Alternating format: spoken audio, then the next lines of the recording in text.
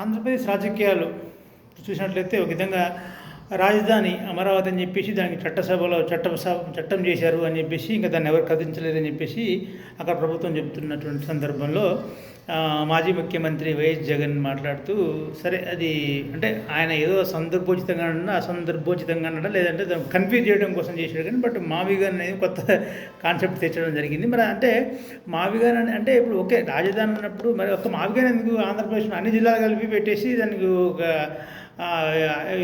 పెడితే బాగుండు. అన్ని అక్షరాలు లెటర్ తీసి విశాఖపట్నం మొదలు పెట్టుకుని కర్నూలు దాకా అన్ని లెటర్లు పెడితే ఇంకా బాగుండేదేమో.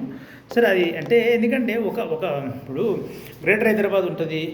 ఇప్పుడు హైదరాబాద్ తెలంగాణకు క్యాపిటల్ అన్నప్పుడు హైదరాబాద్ ఒకటే ఉండదు. హైదరాబాద్ అనేది ఎక్కడుంది ప్లేసు ఎక్కడో అబిడ్స్ దగ్గర ఉంటుంది. అబిడ్స్ దాంట్లో లింగంపల్లి, శేర్లింగంపల్లి, అక్కడికి వచ్చేసరికి కుతుబుల్లాపూర్, గట్కేస్ ఇవన్నీ కలిసి ఉంటాయి కదా. వాడన్నిటి రాజధాని అన్నాం కదా. సో అంటే రాజధాని అనేది ఓకే ఏదో పెట్టారు మావిగాని తీసుకొచ్చి మచిలీపట్నం, విజయవాడ, విశాఖపట్నం అని. విజయవాడ ఇప్పుడు ఏదైతే మీరు చెప్పే విజయవాడ గుంటూరు మధ్యలో కదా అమరావతి ఉంది కదా, అది చెప్పాల్సి ఉండే.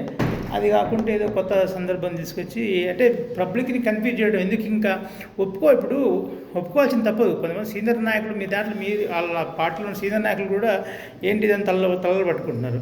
ఎందుకంటే ఇప్పుడు ఈ ప్రజలతో ఆటలాడలేదు. ఇప్పుడు 3 రాజధానులు అన్నారు. ఆ కాన్సెప్ట్ పబ్లిక్కి నచ్చకనే కదా మిమ్మల్ని ప్రతిపక్షంలో కూర్చోబెట్టారు. ప్రతిపక్షం కూడా ఇవ్వలేదు అనుకోండి ఆఫ్కోర్స్. సో కాబట్టి అట్లా జనాల్ని కన్ఫ్యూజ్ చేసే బదులు సరే అమరావతికి మేము వ్యతిరేకం కాదు, కానీ అమరావతిలో ఇలా జరిగింది, ఇంత అవినీతి జరిగింది, ఇంత భూమి సేకరించింది, అది చెప్తే బాగుండేదేమో. కానీ అమరావతి కాదని చెప్పేసి అప్పుడు 3 రాజధానులు ఇప్పుడు మళ్ళీ 3 పట్టణాలు తీసుకొచ్చి పెట్టేసి మధ్యలో ఎక్కడున్న ప్రపంచం ఉందండి. ఇది నాకు అర్థం కాదు. కొంచెం రాజకీయాలు ఇప్పుడు మీరు నెక్స్ట్ మళ్ళీ ఒకవేళ భవిష్యత్తులో సీఎం కావాలనుకున్నప్పుడు మీ పార్టీ నాయకులు చెప్తున్న చాలామంది ఇది కరెక్ట్ కాదు అని చెప్పేసి.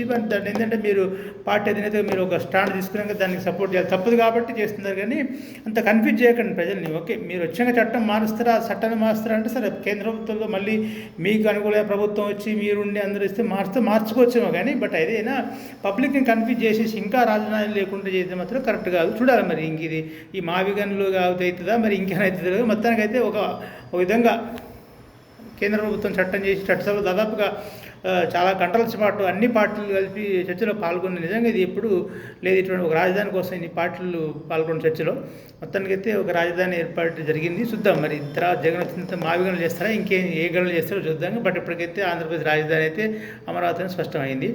ముందు ఏదైనా ప్రజల్ని కన్ఫ్యూజ్ చేయకుండా రాజకీయాలు చేస్తే ఇంకా మంచిది, రాజకీయాల్లో భవిష్యత్తు ఉండాలనుకున్నప్పుడు. సో కాబట్టి ఏం జరుగుతుందని చూద్దాం. బట్ ఏదైనా అందరికీ శుభాకాంక్షలు, ఆంధ్రప్రదేశ్ పబ్లిక్ అందరికీ. చూద్దాం.